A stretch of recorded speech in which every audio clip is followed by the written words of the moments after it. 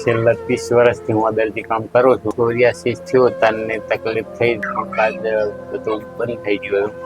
એનું આયુર્વેદિકનો ખૂબ ખૂબ આભાર. ફરીથી મારા કામ સરસ ચાલુ થઈ ગયું. પણ ધીરે ધીરે વધવા માંડ્યું એટલે અમે પછી પાટણ બતાવ્યું, સમી બતાવ્યું, આગળ તપાસ કરાવી બધે. પણ એના રિપોર્ટમાં એવું આવ્યું, ડૉક્ટરે એમ કીધું કે સોરિયાસિસ છે, આનો કંઈ ઈલાજ નથી. જેટલું હોય એટલે એટલું અટકાવી શકાય, પણ હાવ મટે નહીં. આખું નામ જાદવ અમુક વિદગમાલ કુમાર હતી. 10 વર્ષથી હતી તકલીફ મને. સોરિયાસિસ એટલે ચરાવતી, અમને ચરાવ એટલે પ્યાગણા વળતા શરીરે. મને બે ઢેકાણે હતું, અહીં હતું, માથે હતું, પેટે હતું. એનું આયુર્વેદિક ત્યાં એટલે પછી એમનો મેસેજ આવે એટલે બધું પહેલાં આપણે ખુદ ઉપર ટ્રાય કરી પછી અમને સૂચન આપી.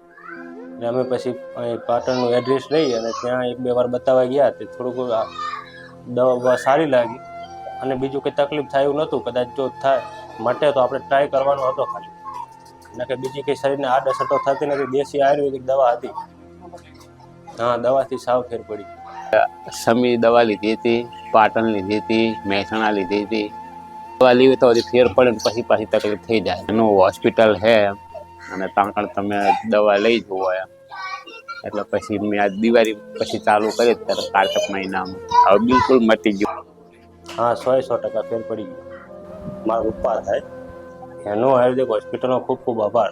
આવી કંઈ તકલીફ થઈ હોય તો એનો આયુર્વેદિક હોસ્પિટલમાં એકવાર બતાવી જુઓ. મારા પપ્પાને તકલીફ હતી, એમને મટી ગઈ. સોરિયાસિસથી 10 વર્ષ કંટાળી ગયો હતો. હવે શાંતિ થઈ, હવે કામ કરી શકું. સાહેબનો ખૂબ ખૂબ આભાર.